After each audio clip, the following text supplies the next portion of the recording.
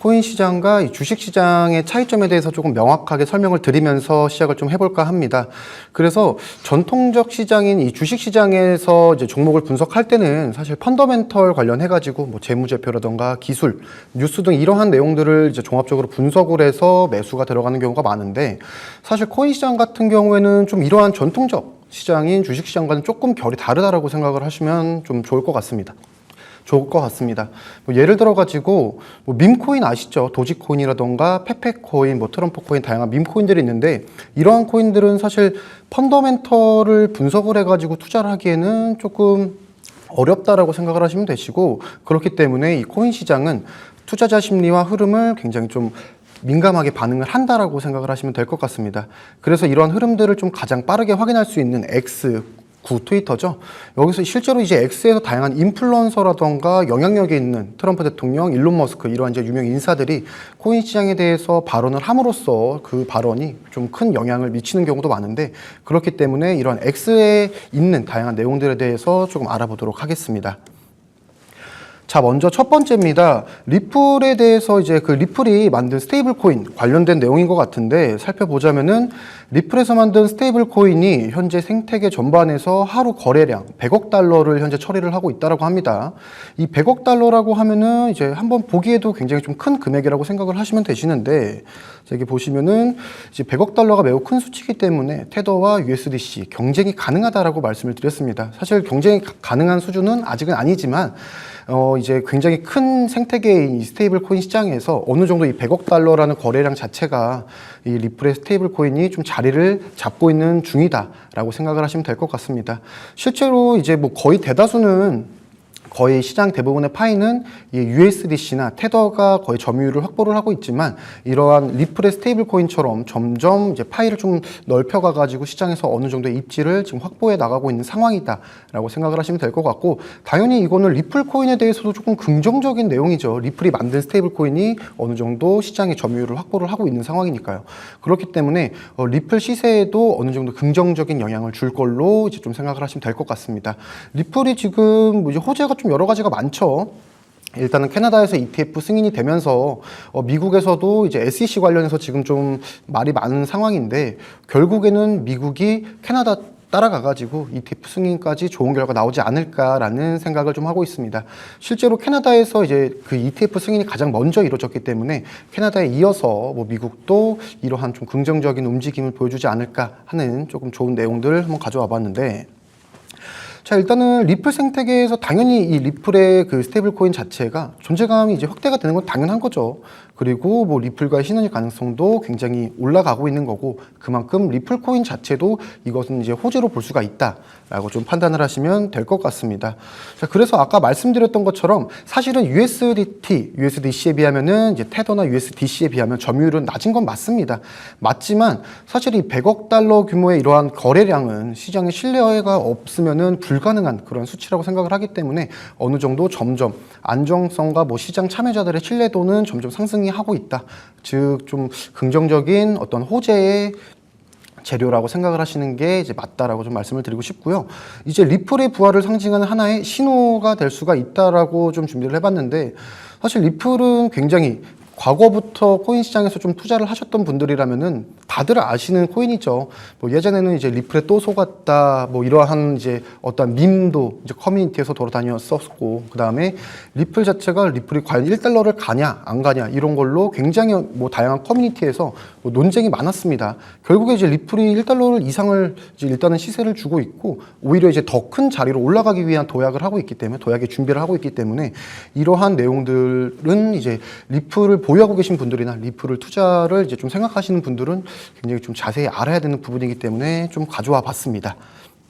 자, 그래서 이러한 내용들은 리플 생태계가 다시 한번 대형 스테이블 코인 시장에서 어떠한 도전장을 냈다라는 신호라고 좀 받아들이시면 될 것 같고, 그렇기 때문에 뭐 리플 생태계에서 긍정적인 효과를 좀 불러와 주고 있다 라고 좀 말씀을 드리고 싶네요. 자, 그 다음입니다. 일단은 뭐 엘살바도르죠. 엘살바도르와 이제 비트코인에 관련된 내용인 것 같은데 살펴보겠습니다. 자, 엘살바도르가 전략적 비축용으로 비트코인을 또 한 번 추가적으로 매수를 했다라고 하죠. 뭐 코인 시장 관련해가지고 코인 투자하시는 분들 중에서 다양한 호재 같은 걸 좀 파악하시는 분들이라면은 엘살바도르 당연히 알고 계실 거죠. 왜냐면은 비트코인을 처음으로 국가 차원에서 매수를 했던 그러한 나라기 때문에.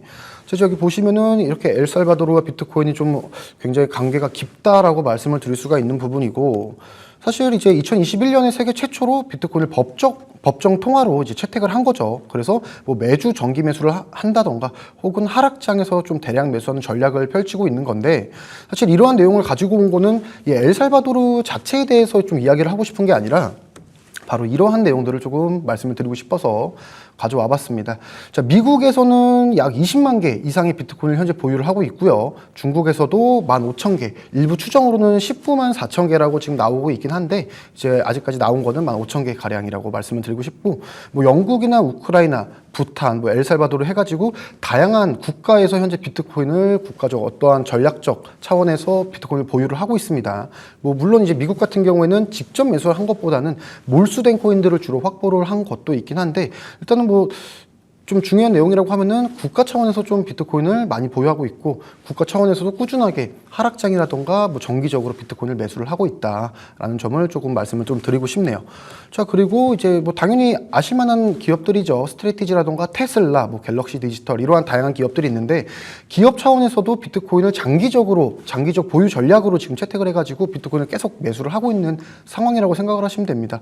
뭐 스트레티지는 이제 20만 개죠. 거의 이제 이거를 지금 뭐 금액으로 환산을 해보면은 굉장히 엄청난 금액을 비트코인을 가지고 있는 건데, 스트래티지는 이제 그 기업 차원에서는 거의 세계에서 처음으로 비트코인을 장기적 재무 전략으로 채택을 해가지고 보유를 하면서 비트코인의 가격 상승에 따라서 그 회사 가치가 엄청나게 빠르게 가파르게 상승을 한 그런 기업인데, 자, 그럼 이렇게 기업들이 굉장히 많이 비트코인 자체를 뭐 매입을 하고 있습니다. 뭐 기사 심심치 않게 보여요. 뭐 일본의 메타플래닛 비트코인 뭐 1234개 추매했다.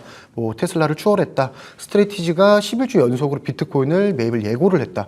이런 식으로 국가 차원이라던가 아니면 기업 차원에서 비트코인을 계속해서 그 매입을 하고 있습니다. 자, 그럼 우리는 여기서 이제 볼 수가 있죠. 왜 그럴까? 자, 결국에는 이 금과 같이 비트코인을 디지털 금으로 보는 추세가 점점 강해지고 있다라는 겁니다. 즉 희소성, 제한된 자원이죠. 뭐 금도 이제 제한된 자원이고요. 비트코인도 발행량이 2,200만 개, 시장에 돌아다니고 있는 거는 2,100만 개. 그런 식으로 제한된 자원이기 때문에 그런 거고, 지금 뭐 탈중앙성과 뭐 위조 불가능성, 인플레이션 해지 수단 다양한 내용들이 있는데, 결과적으로는 전체적인 기조 자체가 비트코인 자체를 디지털 금이라고 보고 있는 이제 추세가 점점 강해지고 있다. 이런 걸 좀 내용을 말씀을 좀 드리고 싶네요. 그래서 이제 비트코인을 뭐 한 가지 뭐 매수 매도를 통한 시세 차익을 볼 수 있는 하나의 투자 수단으로 보시는 것도 좋지만, 결론적으로는 지금 우리가 뭐 이제 강남에 부동산 한 채 있어 뭐 이런 식으로 자랑식으로 얘기하는 것처럼 나 비트코인 한 개 있어, 이렇게 자랑을 할 수 있는 시대가 점점 다가오고 있다는 겁니다. 그래서 가치를 저장하고 위기 속에서 어떻게 좀 버텨주는 자산이 되고 있다라는 점을 좀 말씀을 좀 드리고 싶고요. 자, 이제 세 번째입니다. 일단은 이거는 한국 관련된 내용인데요. 살펴보면은 한국에서 이제 20세부터 50세 연령층 중에서 한 27%가 암호화폐를 보유를 하고 있다고 합니다. 4명 중 1명이 암호화폐를 보유를 하고 있는 거죠.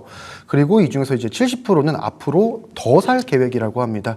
자, 그래서 이러한 내용들, 한국 관련된 내용들이어서 한번 가져와 봤고요. 자, 이거는 이제 뭐 이렇게 볼 수가 있는 거죠. 분명히 한 5년 전, 7년 전만 해도 비트코인을 가지고 있어, 뭐 알트코인을 가지고 있어, 가상화폐 시장에 투자를 하고 있어라고 하면은 사실은 긍정적인 시선으로 보는 것보다는 약간 좀 애매모호한 부정적인 시선이 더 많았습니다. 그거 너무 위험한 거 아니냐, 변동성이 큰 거 아니냐, 너무 위험하기 때문에 큰 돈은 넣지 마라, 이러한 좀 인식이 좀 강했었는데, 결국엔 이제 이러한 단순한 소수침이라기보다는 결론적으로는 제도권 안으로 점점 들어오고 있고, 결국에는 이 비트코인 시장이 굉장히 커졌다라는 것을 우리는 바로 알 수가 있는 거죠. 그래서 암호화폐가 이제 지금 이러한 투자를 하고 있는, 보유하고 있는 사람들 중에서 그 자산 대비해서 평균적으로 한 14% 정도를 차지를 하고 있다라고 하고, 뭐 투자를 하는 건 당연한 거죠. 은퇴 대비, 뭐 경제적 자유를 얻기 위해서 이러한 내용인데, 즉 자산의 포트폴리오의 어떤 한 가지 주요한 축으로 편입이 되고 있는 상황이다라고 좀 말씀을 드리고 싶은 거고요.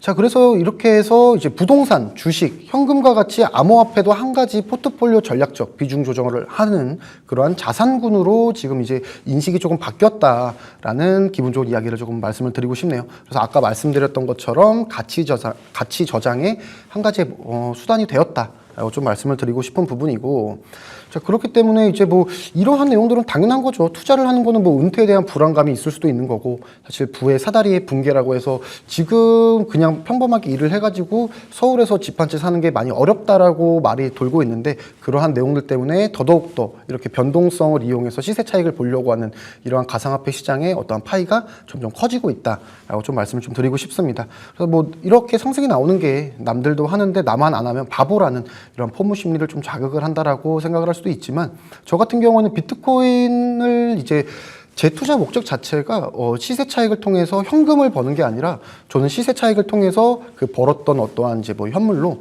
비트코인을 더 추가 매입하자, 이게 제 이제 어떠한 투자 신념이기 때문에 비트코인의 우상향을 이제 저도 강하게 믿고 있고, 뭐 포모 심리 자극일 수도 있고 지금 과매수 상황일 수도 있고 그렇지만, 조정이 올 수도 있지만, 결론적으로는 그 암호화폐, 가상화폐를 투자하시는 분들은 어찌됐던 그 비트코인의 점진적 우상향은 항상 생각을 하시면서 투자를 하시면 좋겠습니다.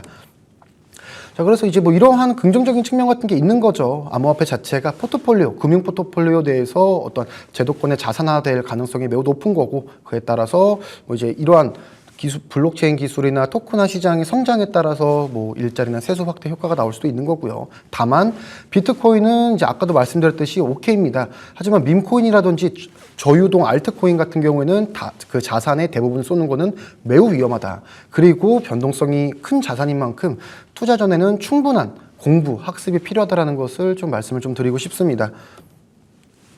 자, 다음입니다. 자, 이번에는 이제 트럼프 대통령이 말한 비트코인에 관련돼서, 비트코인과 암호화폐, 크립토 시장에 관련돼서 이제 이야기를 좀 했다라고 하는데, 자, 이거죠. 암호화폐와 비트코인이 뭐 다른 어떠한 산업보다 지금 이 시즌에는 훨씬 중요하다라고 말을 했다라고 합니다. 자, 그래서 살펴보자면은, 사실 이제 트럼프 대통령이 이렇게 말만 하는 것보다는 어떠한 정책의 변화라던가 실행이 돼야 사실 확신을 가지고서 믿을 수가 있는 거거든요. 다만 이제 긍정적인 거는 실제로 정책이 변화가 하고 있고 구체적 실행에 의해서 뒷받침이 되고 있다라는 점이 좀 핵심이라고 말씀을 좀 드리고 싶습니다. 그래서 간략하게 좀 말씀을 드리면은, 제가 지금 이제 정리를 해서 온 건데, 뭐 일단은 비트코인 전략기구라던가 디지털 자산 비축기구, 이러한 이제 기구들을 좀 설립을 하고 있고요. 아까 말씀드렸던 것처럼 20만 개 이상의 비트코인을 국가 자산으로 현재 확보를 하고 있는 상황이고, 이제 주택담보대출 심사, 주담대죠. 이럴 때 이제 그 개인의 암호화폐 보유를 공식 자산으로 인정하도록 지금 지시가 나온 겁니다. 그래서 미국 금융 시스템에서 공식 자산으로 그 암호화폐가 편입되는 첫 사례라고 생각을 하시면 되는데, 여러 가지 정황들이 트럼프 대통령은 암호화폐 시장을 밀고 있다라는 점을 좀 시사를 한다라는 점, 즉 암호화폐 시장의 어떠한 신뢰도는 계속해서 상승을 할 거라는 점, 이러한 점들을 꼭 좀 시청자 여러분들께 말씀을 좀 드리고 싶네요.